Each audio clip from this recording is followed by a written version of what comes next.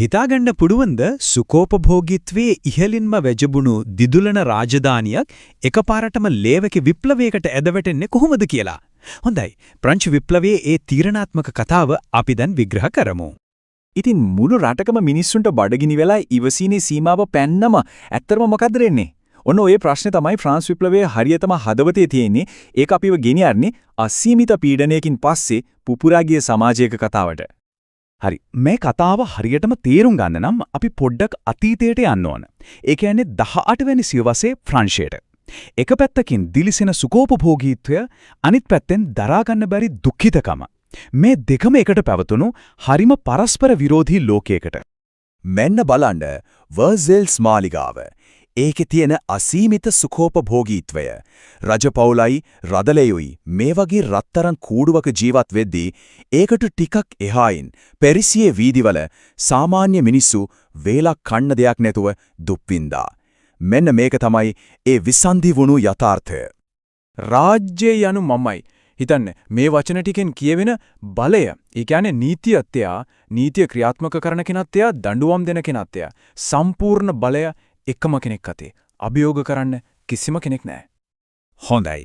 විප්ලවයට කලින් තිබුණු මේ ක්‍රමයට නමක් තිබුණා. පැරණි පාලන ක්‍රමය. නැත්නම් ancient regime කියලා. ඒක නිකම්ම නමක් නෙවෙයි. ඒකෙන් කිව්වේ උපතින්ම මිනිස්සුන්ව කොටු කරන හරිම අසාධාරණ සමාජ ව්‍යුහයක් ගැන. මේ වගුව දිහා බැලුවම ඒ අසාධාරණය කොච්චරද කියලා පැහැදිලිවම පේනවා. හිතලා බලන්න රටේ ජනගහනයෙන් 97%ක්ම ඒ කියන්නේ 3 වත්ත රටේ තියෙන හැම බද්දක්ම ගෙවනවා. ඒත් ඒ අයට කිසිම බලයක් නැහැ.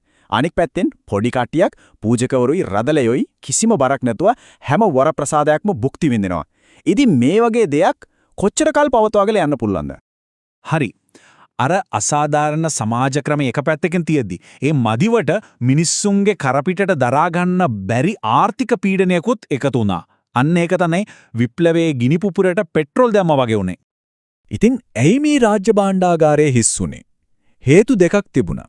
එකක් තමයි රජපෞලේ අහස උසට තිබුණු නාස්තිය, සුකෝපභෝගී සාද. අනික තමයි ඇමරිකානු විප්ලවය වගේ රටට කිසිම සම්බන්ධයක් නැති යුද්ධවලට සල්ලි පොම්ප කැඩපු එක. ඉතින් මේ හැම වියදමකම බර පැටවුනේ කාටද? අර පාන් කෑල්ලක් ගන්නවත් සල්ලි නැති සාමාන්‍ය මිනිස්සුන්ටම තමයි.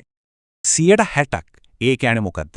ඒ කියන්නේ Taman මහන්සියෙන් හම්බ කරන හැම රුපියල් 100කින්ම රුපියල් 60ක්ම බදු විදියට රජයට දෙන්න ඕන. එතකොට ජීවත් වෙන්න ඉතුරු වෙන්නේ කොච්චර පොඩි ගාණක්ද? මේක තමයි මේ මිනිස්සු ජීවත් වුණු ඇත්ත. මේ බදුත් එක එක විදිහේ ඒවා. ටේල් කියන්නේ ඉඩම් බද්ද. කැපිටේෂන් කියන්නේ හැම ඔළුවකටම ගෙවන්න තිබුණු බද්දක්. ඒත් මිනිස්සු වැඩියම වෛර කරපු බද්ද තමයි ගැබේල් කියන ලුණු බද්ද. ලුණු කියන්නේ නැටුවම බැරි දෙයක් නේ. ඉතින් ඒකට පැනවපු මේ බද්ද නිසා දහස් ගාණක් මිනිස්සු හිරේටත් ගියා. හොඳයි සමාජය මෙහෙම අසාධාරණයෙන් මිරිකිලා ආර්ථික පීඩනයෙන් හෙම්බත් වෙලා ඉන්නකොට මේ හැම දෙයකටම විරුද්ධ වෙන්න අවශ්‍ය බුද්ධිමය ශක්තිය, ඒ ගිනි පුපුර දුන්නේ දාර්ශනිකයන්ගේ අලුත් අදහස්. මතකනේ අර රාජ්‍ය යනු මමයි කියපු රජාගේ අසීමිත බලය. මොන්ටෙස්කියු කියන දාර්ශනිකයා කෙලින්ම ඒකට අභියෝග කළා. එයා කිව්වා නෑ එහෙම බෑ. බලය එකතැනක තියෙන එක භයානකයි. ඒ නිසා බලය බෙදන්න ඕන කියලා. ව්‍යවස්ථාදායක, විධායක, අධිකරණ කියලා. ඇත්තටම ඒ කාලේ හැටියට මේක අතිශය විප්ලවීය අදහසක්. රූසෝ තවත් පියවරක් ඉස්සරහට ගියා. එයා කිව්ලේ පාලකයෙක්ගේ බලය එන්නේ දෙවියන්ගෙන් නෙවෙයි ජනතාවෙන් කියලයි. ඒ කියන්නේ තමන්ව පාලනය කරන්නේ කවුද කියලා තීරණය කරන්න ජනතාවට අයිතියක් තියෙනවා. මේ අදහස රාජාණ්ඩුවේ තෙමේලියටම ගෙවුවා වගේ වුණා. ඊට පස්සේ එනවා වෝල්ටෙයාර්. එයා තමයි තමන්ගේ තියුණු වචන වලින් පල්ලියේ රාජාණ්ඩුවේ කුහකකම් නිර්භීතවම විවේචනය කළේ. අදහස් ප්‍රකාශ කිරීමේ නිදහස වගේ මූලික අයිතින් ගැන යා කතා කරද්දී මිනිස්සුන්ගේ හිතේ තිබුණු කෝපයට බුද්ධිමය පදනමක් ලැබුණා. හරි. දැන් අපි යන්නේ ඒ කතාවේ උච්චතම අවස්ථාවට.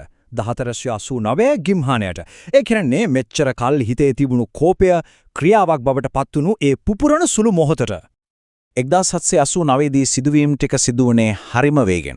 අවුරුදු 175කට පස්සේ පළවෙනි වතාවට පාර්ලිමේන්තුව රැස් වෙනවා.